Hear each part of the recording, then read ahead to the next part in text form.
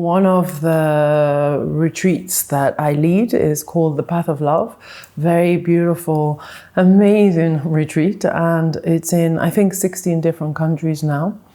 And what it offers is that meeting of the psychological and the spiritual. So it meets you where you're at. The age ranges, I think I have worked with people in the Path of Love from 17 to 84.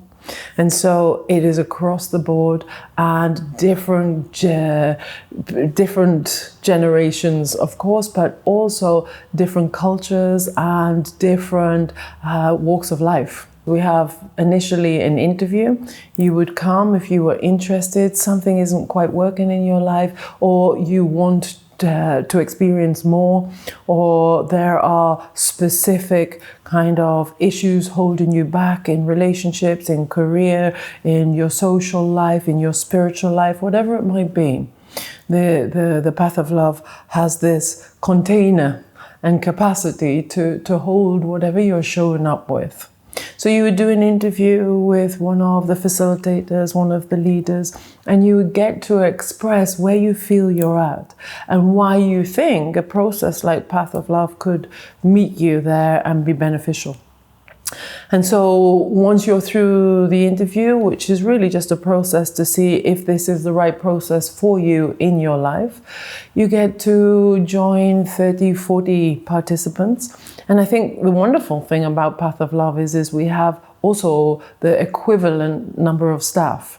And the staff are core to the process. They have done the process. Most of them are volunteers, and they come back to deepen what they found, which is in and of itself testimony, but also to be of service. And then they're really holding a space that is based on the love of the truth, and the love of the truth from that core, essential, authentic space.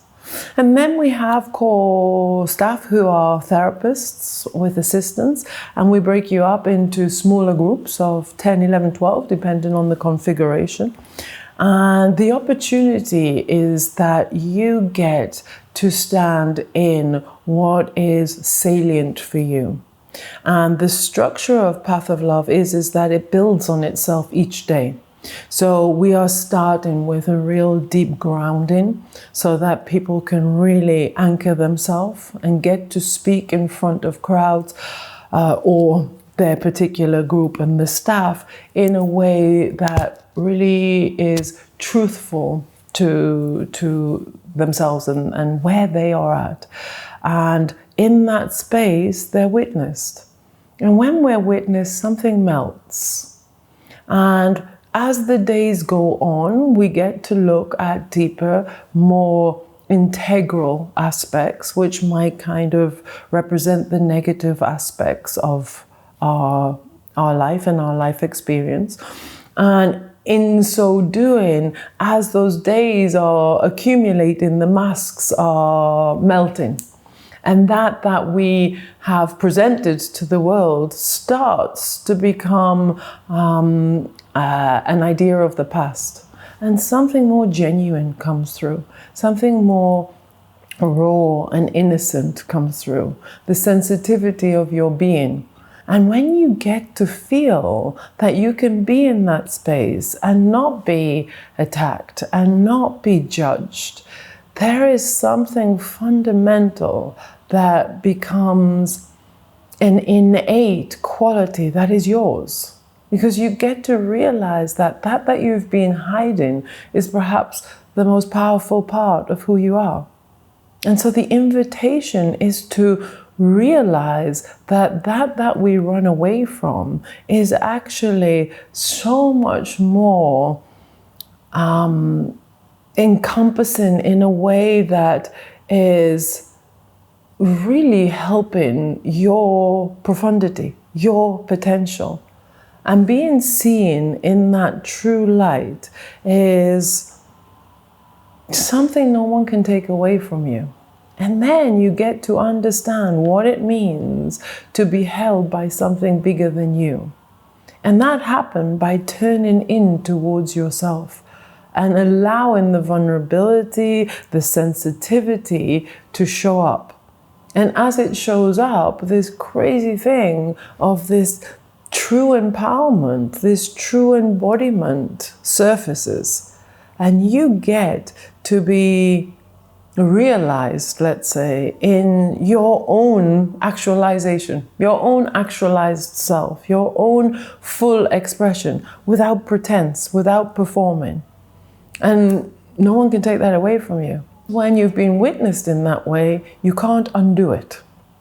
So then it becomes this incredible gift that starts to guide you, starts to show you the way, starts to be a big part of how you want to experience your life and be seen in your life. We go through all of these different kind of exposure exercises, let's say, and we use the body a lot so that we're moving from the head into the feelings and getting acquainted again with what makes us real, what makes us this unique expression of ourselves.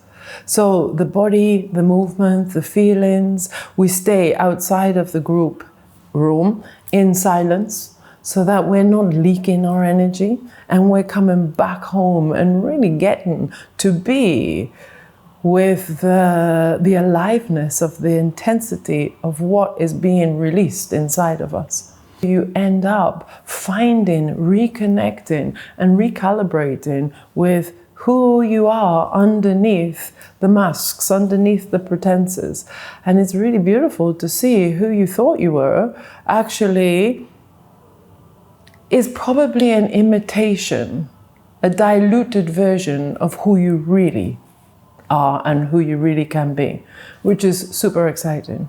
And so celebrating that in an individual within a group becomes really this amazingly ecstatic experience for the staff, for the leaders, for the facilitators, and of course for the participants. It is the opportunity and invitation to come home to self, to find what really matters, to be in your longing, and to live it.